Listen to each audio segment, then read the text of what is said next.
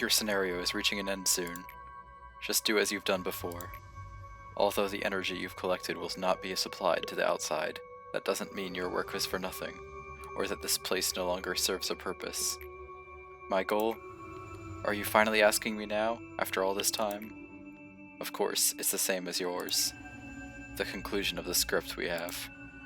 If not, I wouldn't have a reason to go through all this trouble just to help you. You told me to sacrifice all your body without hesitation. Would you have made the same choice if you knew that we would end up like this? I always ask myself that.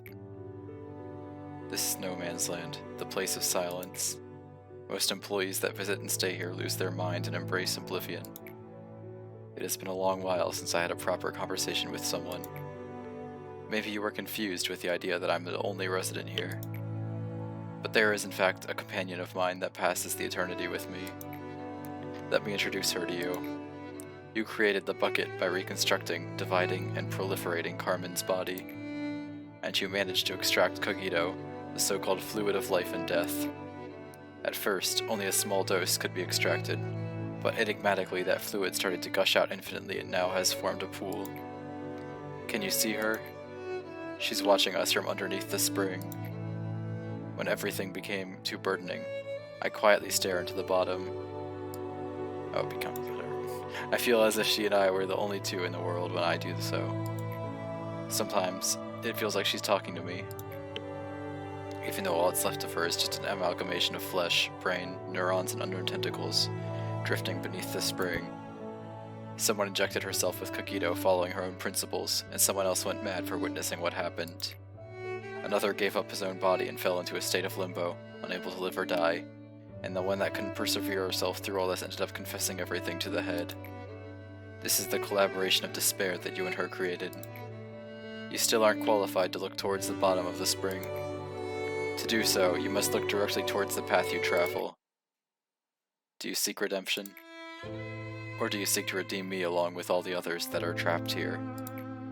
Whatever it is, maybe you think that saving this facility from sin as you have planned will fix everything for you. Just think for a moment, even you, who hasn't left this facility for such a long time. You should be aware that people are hopelessly being killed by abnormalities in the other branches even as we speak. And it's not just them, all the wings have their own painful stories, repeating perpetually. In the nests, in the back streets, in the ruins, in the outskirts. A pain much greater than what you have seen here prevails in the world. I have observed everything conscientiously, for I didn't obsess myself with an unreachable ideal to lock myself up in a cramped room like you. The world you looked up at and the one I looked down upon are that much different. You captured me alive and tortured me to your heart's content, but still we're sunken in despair. And someone will replace me as one of the arbiters of the head, swinging their claws at people like you. Even if you were to break the cycle somehow, it would be a perfectly, completely useless affair. Broken wings will outstretch anew. The brief resistance will be forgotten soon. People will continue living, not for a purpose nor a dream, but rather simply because they cannot die. You may think that you have brought me down, yet as you can see, I am still at the peak, looking down upon you lot while you writhe like insects. I eagerly wait for the moment you fall into despair after realizing that this cycle of pain will never end. I want to see you kneel before the might of destiny, resigning yourself to fate. Go on, slowly, despair and succumb to your fate. Try to resist to the very end, and ultimately break yourself. As the last bits of your resistance melt away, we shall be the subterranean water that quietly flows underneath the earth. She was mortally wounded by Callie, but she was our only way out. It was a miracle that we captured her alive. We were too far down the road filled with remorse and regret to feel any sort of guilt. We probed her head for how to avoid the head's pursuit, the means to join the ranks of the wings, and the way for us, the few, to survive. It was impossible to figure those out on our own. She was hardly breathing, but her encephalon was still active. That was all we needed. We probed through her head like we did to Carmen. We searched for the way out. After that, we arduously gather up every single bit of those deformed pieces. The sentinel who guards the gates of hell must always be in despair. Such despair that they cannot even fall into the depths of hell.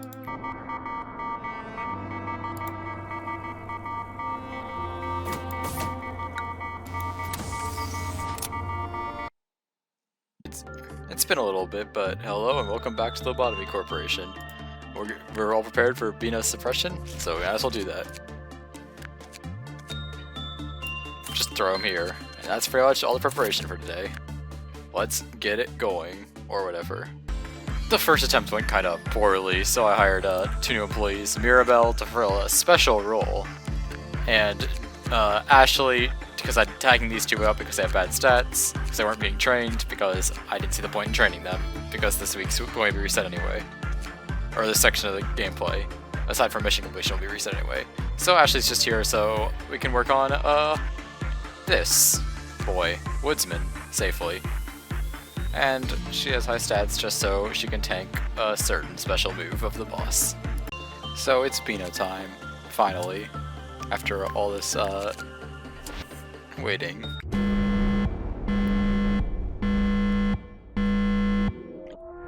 And a lot happens right at the beginning, so like Deborah, Binah's another fight, and she opens immediately by using her first attack, Shockwave. This produces pools of liquid at random number of employees' feet, and after like 1 second, black spikes drop from that liquid and do a lot of black damage. This is why black resistance is incredibly important. It's for this specific fight. Binah primarily uses it, and her attacks do a lot of damage. Killing off clerks to make sure nothing breaches, because we want to manage all the chaos that she throws at us as quickly as possible. The shockwave also has one other effect, in that it places special meltdowns on containment units. These are the meltdown of gold and the meltdown of fog. Clearing the meltdowns of fog changes her weaknesses from resisting everything to being fatal to everything temporarily, and clearing the meltdowns of gold makes her fall asleep for a few seconds. This is the key to fighting her efficiently. The other key is not doing it with your employees, because I am not good at micromanaging dodging her attacks. She uses a single attack, Fairy. It's a series of slashes that can fill up a whole room. She also will shoot pillars. And her attacks are difficult to dodge and do a lot of damage, and they come in all 4 flavors, so it's very difficult to have employees resist her attacks. Even left-geared employees will probably die pretty quick to her, so it's not really worth fighting if you're bad at micromanaging fights like I am. And that's why we have the Rapid Team, I guess. But we want to make sure the Rapid Team doesn't arrive too soon, because they could arrive to a face full of Fairy and die in like 2 seconds. That's where most of my resets came from, it's just the Rapid Team dying early. And that's why it's a bit difficult. Also, if you don't have like good equipment right now, employees can very easily be one-shot by that. That's why I benched the newbies, because they were just too fragile. They could survive 1 but not 2, and the puddles can stack on top of each other. We want to keep Binah in Extraction because she can't spawn her special meltdowns in Extraction because it's currently melting down, so nothing can melt down there. Or it's currently being suppression, or whatever the word is. Whatever. We've called in the rabbits. The OS has special lines for the suppression and Deborah suppression. That's how you know her attack is called Fairy, by the way, if you were just playing this game. And not like Rowena, where she also exists. We have to keep Burrowing Heaven on screen. It's kind of an unfortunate thing about having things like Shelter and Burrowing Heaven and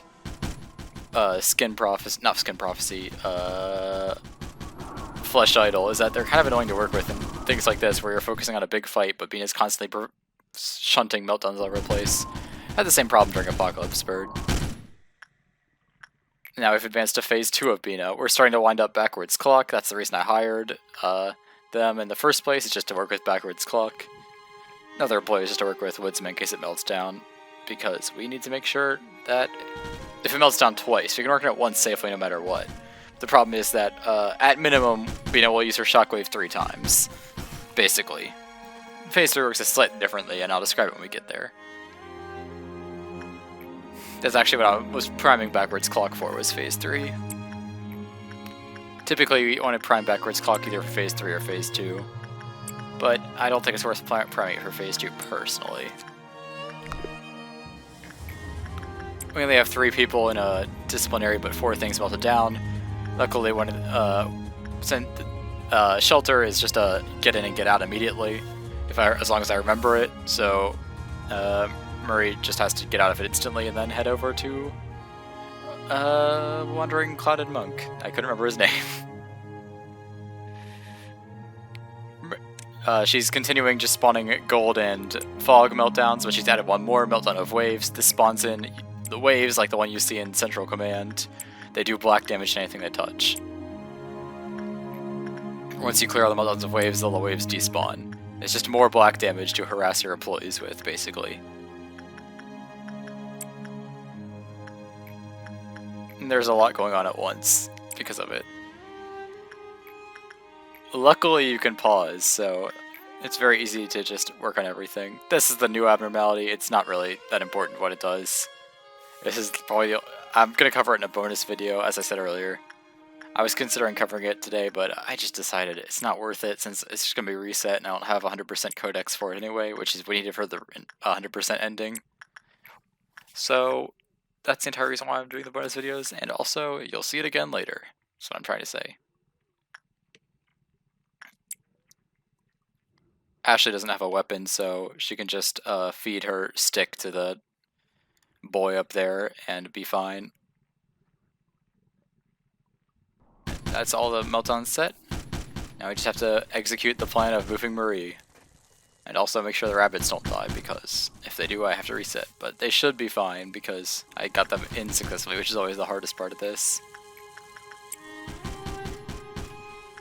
For some reason, I think Marie was still in the room, but so her order couldn't be carried out. That's the entire reason why I had to redo it twice.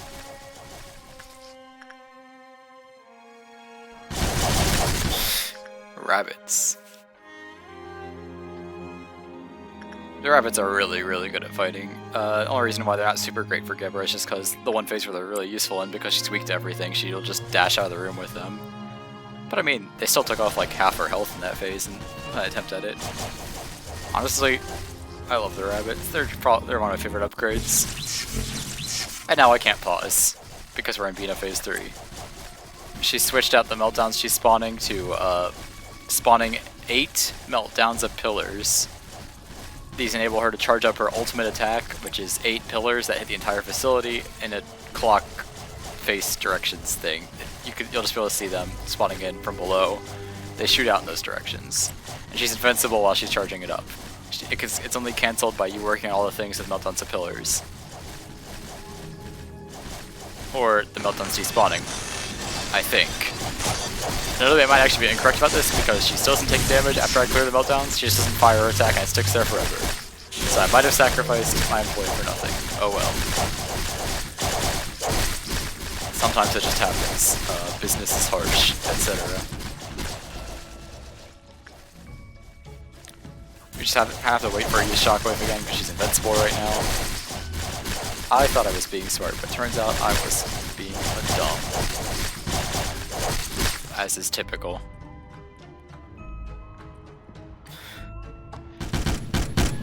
And she shockwaves again.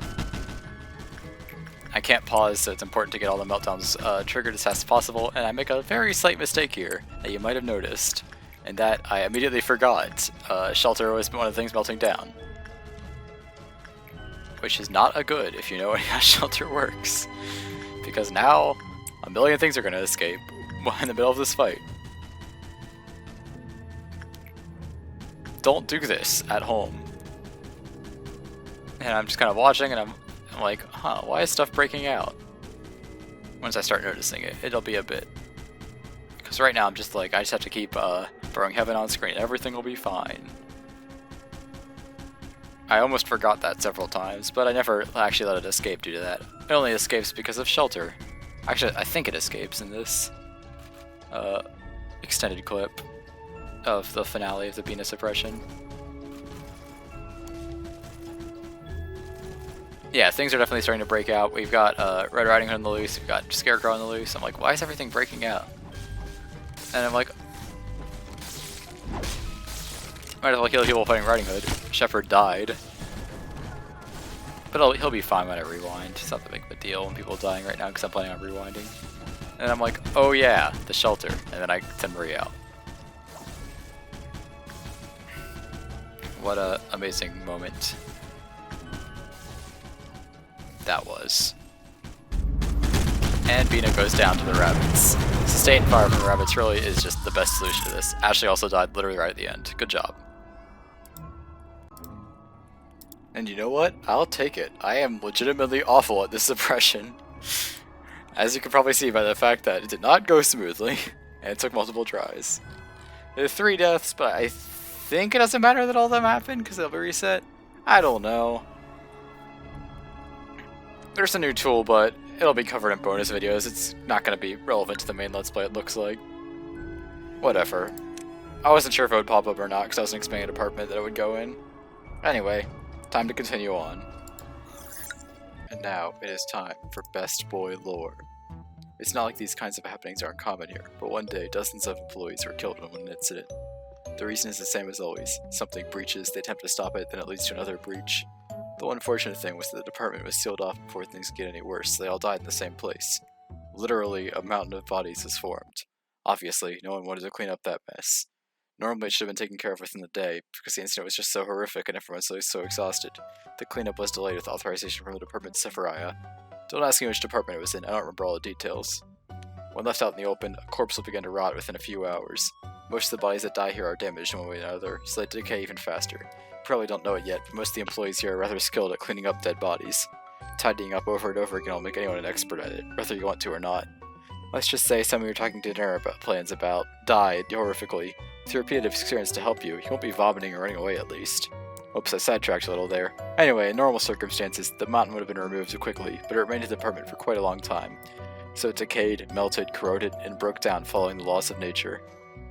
That's how its creation began, from the mountains of bodies. The dead gave life to something. Amazed yet? I've still got more to tell you. The dead fused with one another, all smiling. Sharing body parts, at least those that were still intact. They became each other's legs and mouths. It doesn't mean their consciousness has also been restored, though. It only wants one thing, our flesh drenched in blood. When there's an announcement of someone's death, the first thing is to check if this thing's quarantined. Once it gets a whiff of the scent, it will pursue us in an instant. The smiling faces are unfamiliar, yet sorrowful. The more bodies it comes across, the more defined its shape becomes, and is never satisfied. I'm telling you this because it's almost here. Accidents always happen at this place. Some may spare a bit of their time for a moment of silence, but most will turn away thinking, again? At the very least, one thing that was done right is that the department's been sealed off. I'm the only one left anyways. Did you learn anything from my story? What kind of blessing can we learn from a story as horrible as this, you ask?